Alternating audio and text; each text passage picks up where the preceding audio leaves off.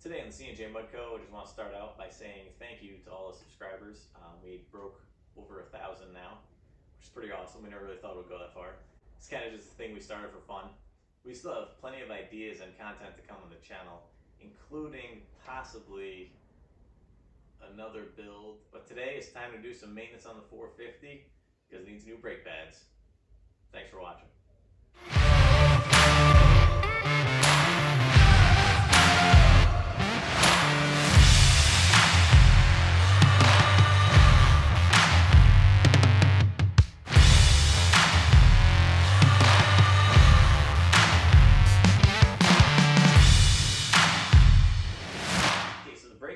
Decided to go with are EBC brakes. I got them from RockyMountainATV.com.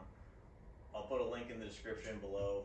And the reason I decided to go with these, it doesn't actually say on the package, but on the website it specifically said that these are good for water riding and riding through the mud, which is obviously what we do here. So that's why I got these ones specifically. I had noticed the last couple of times we went out riding, after I go through a mud pit, I go to grab the brake, there's nothing there for a couple pumps, so hopefully this will help with that. We already got our machine jacked up, wheels off of it, so let's dive in. Okay, so the nice thing about this is literally all you need is a 1/2-inch socket, your extension on a ratchet, and you're just going to take off 2 bolts, one here and one right underneath it there.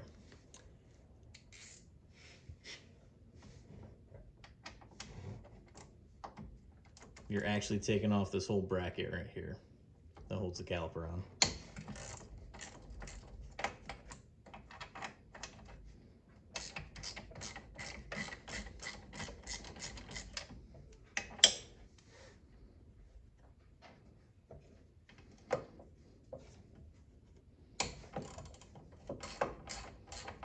They're not even that tight.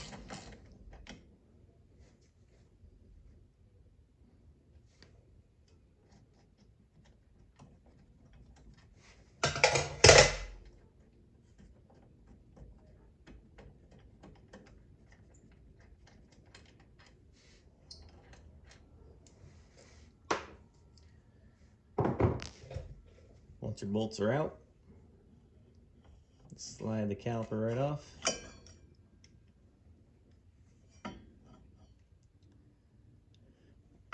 Next,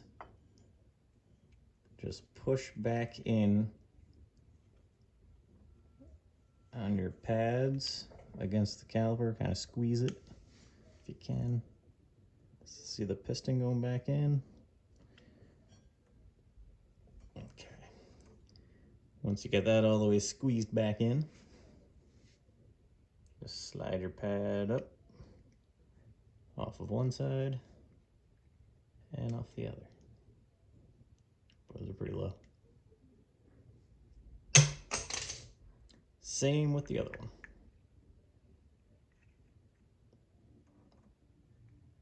Either side, doesn't matter.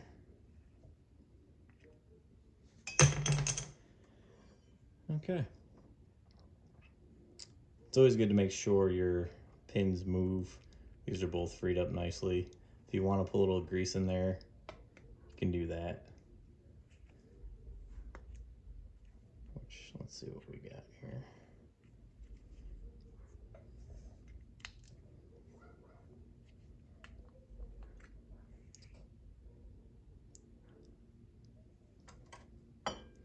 So now, like I said, once you get this pulled out, if you want, it's a little bit of grease on your sliders there. Make it move nice and easily.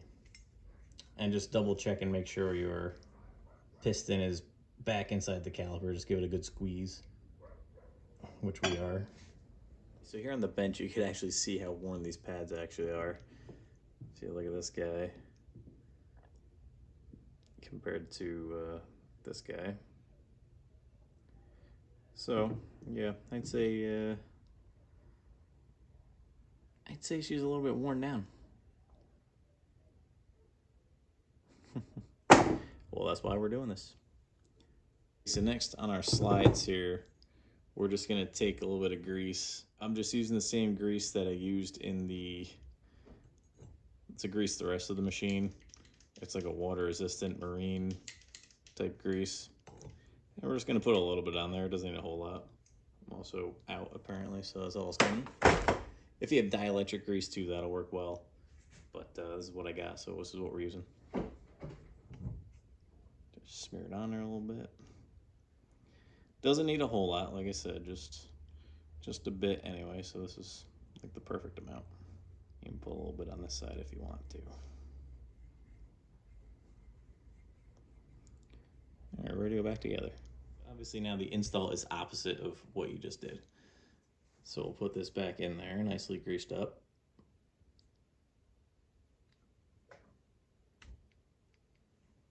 Of course, one of the things when you put this back in, you want to make sure that you get the rubber boot sealed back around that little lip right there so that it kind of keeps it sealed as best it can. For, you know, dust and mud, keep that out. If you can't get it, you might have to just use a pick. Sometimes you can get it with your fingers. Rotate it around a little bit. There it is. Like I said, sometimes if you can't get it, just use a pick and be sure not to poke a hole in it. But usually if you can grab a side, squish it up over, spin it around, play with it a little bit, but it's always good to make sure that you get the boots back on. They're there for a reason. Okay, so for putting your pads back in, always make sure that your pad material, this side here, goes up against the rotor, both sides. So it's like a sandwich, like that.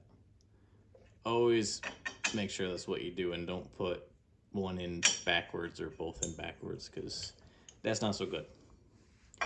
So to go back together here, make sure your bracket is pushed in as far as you can go. Which I think ours is. May have to give an extra little push, but these are a little bit thicker, so they kind of go in a little bit harder.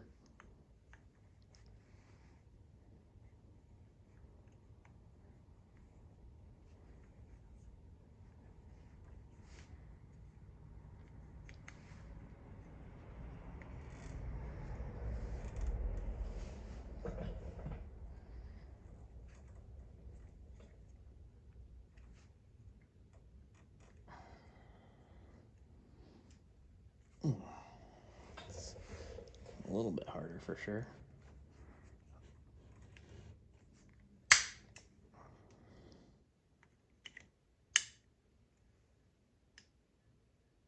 Okay, now you might have to push kind of hard just to get it in there. I ended up kind of gouging it a little bit there. You can see that shiny spot a little bit. But like I said, these are definitely a lot thicker. I think they gotta be thicker than even the stock ones when they were new. But it did gouge it a little bit, but it's not too bad. We'll be okay.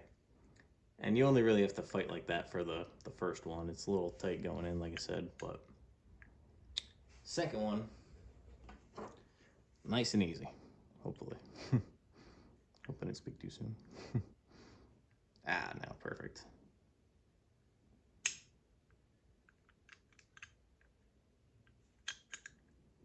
Always be sure they move freely too. I have heard some of the really cheaper pads don't move easily. You can see both our pads are moving freely, and always make sure they move freely and aren't like locked up or tight or anything. Okay, after you got your pads on there, it's as simple as bolting it back on.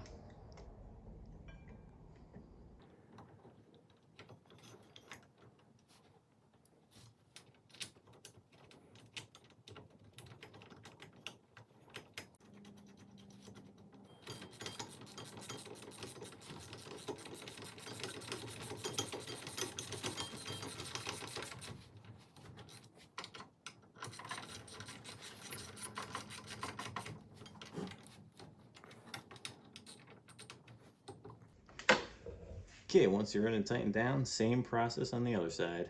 Okay, so now we're here at the rear. Obviously, it's the same process again, but for some reason, Polaris decided to use 9/16 bolts instead of 1/2 inch.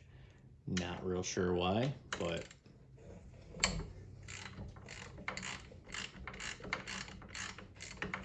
also going to need back here for the bottom one a 9/16 wrench because it's a little hard to get to it on a, or it's a little hard to get to it with a ratchet.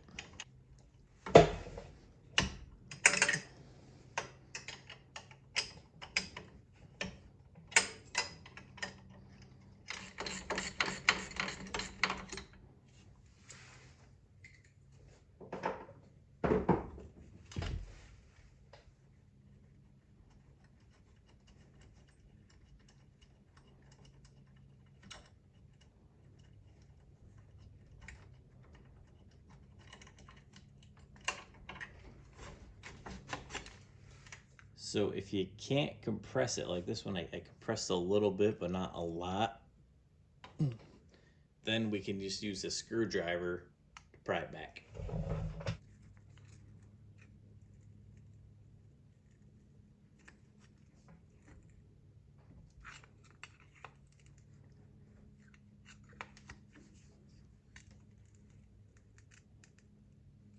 Okay, you can see it going in.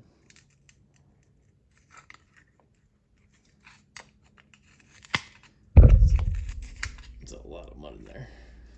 Imagine. It's almost like we were right through the mud.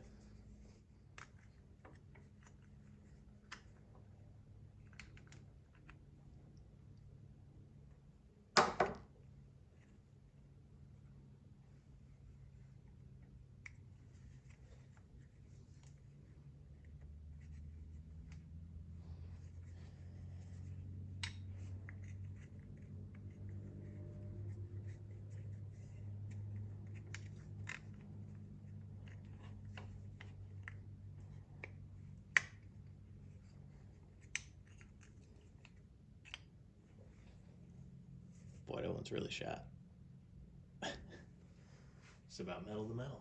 I got 300 miles on her. Clean some of the mud out of there. Okay.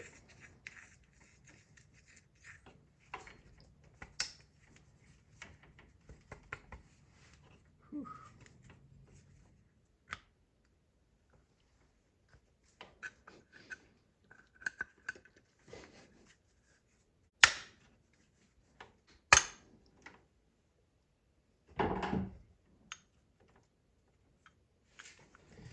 That one took a little persuasion, but we got her.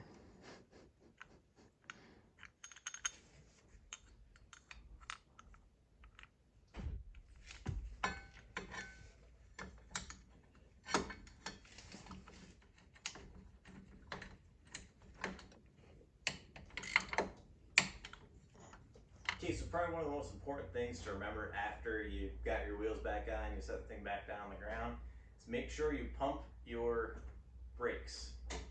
So give that handle a few good squeezes.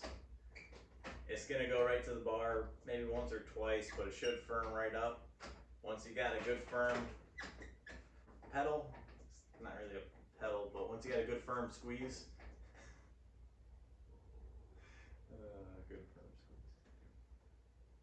once you got a good firm brake lever, you're good. Take it for a rip, make sure everything is good. Okay, so obviously if we ended the video right there, it'd be a really short video. So what we're gonna do is we're gonna throw a few other things in here. One of the things I think a couple people have been asking about or mentioned was for the vent lines. When I did the snorkels, they mentioned like the front rear diff, gas tank, whatever. So for my differentials, we are actually going to use some bellows. I got these on Amazon for I think 25 bucks. Can't quite remember. I'll try to put a link in the description for that as well. Two of these guys. That'll be for the front and rear diff. And I also picked up some 1/4-inch splicers. I think I got these at Home Depot. Any hardware store should have them. These are just a brass 1/4-inch ID splicer. So 2 of them, 2 1/4-inch bellows, and we're gonna take care of our diff vent lines. It's worth mentioning too that the stock vent lines come right up to the bottom of your headlight bezel here. So they're pretty high up there already. So if you're running like racks deep, you'll probably be fine for the most part. You shouldn't really have to worry about too much water getting in there. It's worth checking. The bellows make it really easy for the diffs because you could literally just plug them into the end and that's it. You don't have to worry about running it really long or running it up the snorkel or anything like that. So with that being said, let's get into it. Okay, so our vent lines. I pulled out our vent lines here. They were just tucked in, like I said, right in there. That's all they were, kind of looped over. But so we have this one. This is our front diff. This is the rear, and I believe it's the rear diff and the transmission together. I think they're all in the same housing. So it just has one breather for those. This other guy here, this is for your coolant reservoir, which I'm not really too worried about, so we're just gonna tuck that right back in there. So we really just have these two that we're gonna focus on. If there are any more, feel free to let me know in the comments. But this is what we're gonna do today, is get the bellows on these. Should be quick and easy. Okay, so the nice thing about these barred fittings is that they're designed to push into a hose, and they really don't pull back out. You can see the way they're shaped there. And a lot of times, actually, if you want to get them off, you're gonna have to cut with a razor blade or something to split the hose and actually pull it out that way. So let's go ahead and put these on now. Of course, we'll use soapy water or Windex or something to make it so it goes in easier.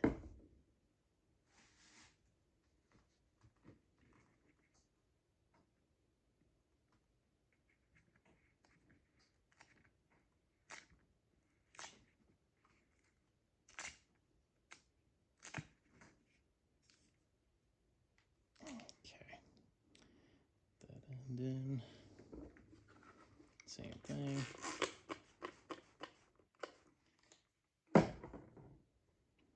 Also cleans your machine.